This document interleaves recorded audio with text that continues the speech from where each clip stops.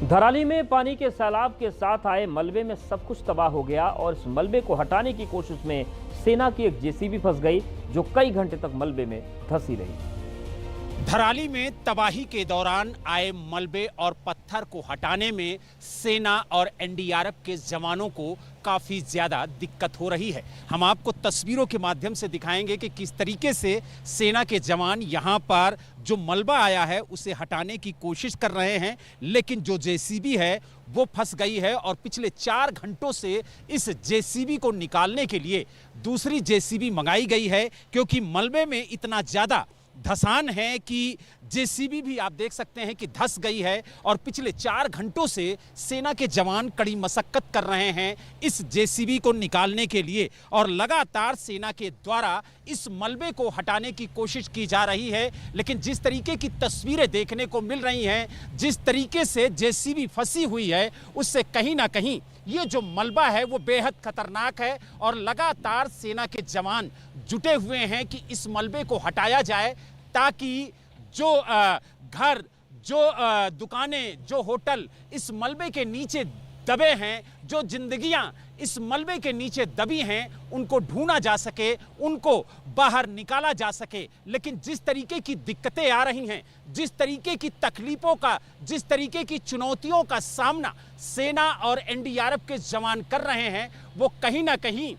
बड़ी मुश्किलें खड़ा कर रहा है इस रेस्क्यू ऑपरेशन में और इस मलबे को हटाने में।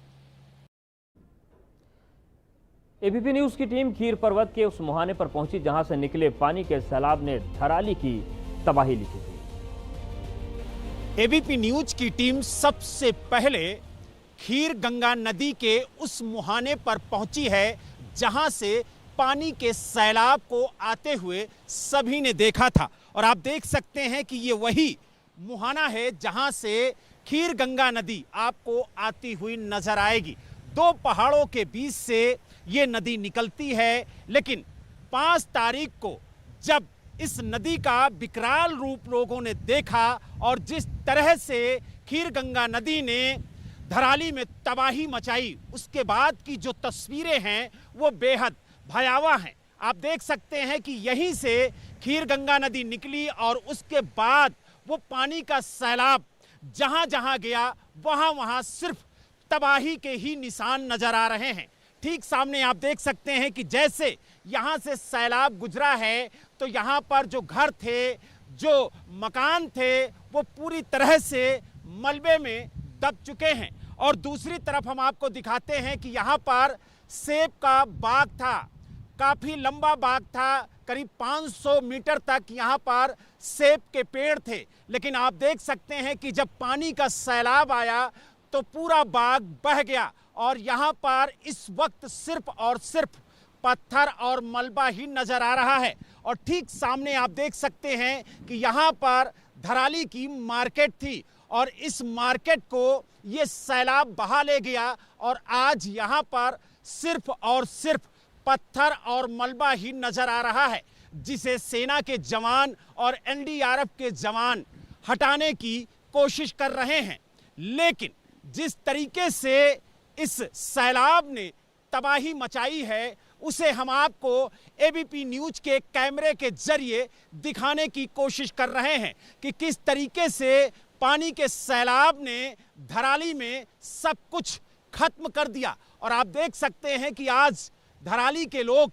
पहाड़ों की चोटियों पर बैठकर अपने घरों को देख रहे हैं कि किस तरीके से उनका घर खत्म हो गया, रोजगार खत्म हो गया, उनका सब कुछ खत्म हो चुका है। और यही वजह है कि वो सरकार से भी गुहार लगा रहे हैं कि जल्द से जल्द धराली को फिर से बसाने की कोशिश सरकार की तरफ से की जाए।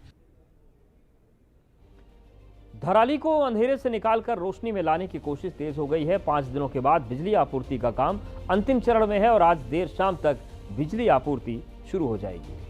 धराली में जब से ये आपदा आई है उसके बाद से बिजली नहीं है। यही वजह है बिजली विभाग के कर्मचारी युद्ध स्तर पर काम कर रहे हैं ताकि जल्द से जल्द धराली के अंदर भी बिजली की बहाली की जाए। और आप देख सकते हैं कि किस तरीके से बिजली विभाग के कर्मचारी यहाँ पर काम कर रहे हैं। ठीक सामने आप देख सकते हैं कि जो बिजली के पोल है वहाँ पर जो कर्मचारी हैं वो चढ़ करके जो तार टूट गई हैं उनको ठीक करते हुए आपको नजर आएंगे। और ये माना जा रहा है कि कुछ घंटों बाद ही धराली के अंदर जो बिजली है वो फिर से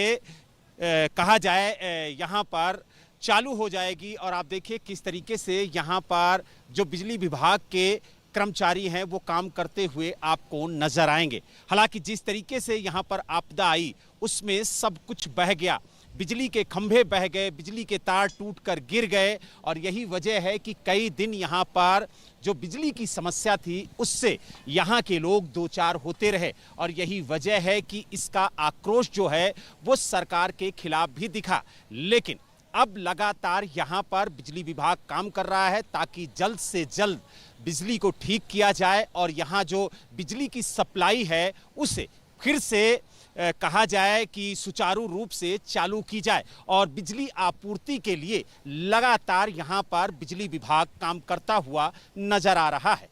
धराली से वीडियो जर्नलिस्ट सुनील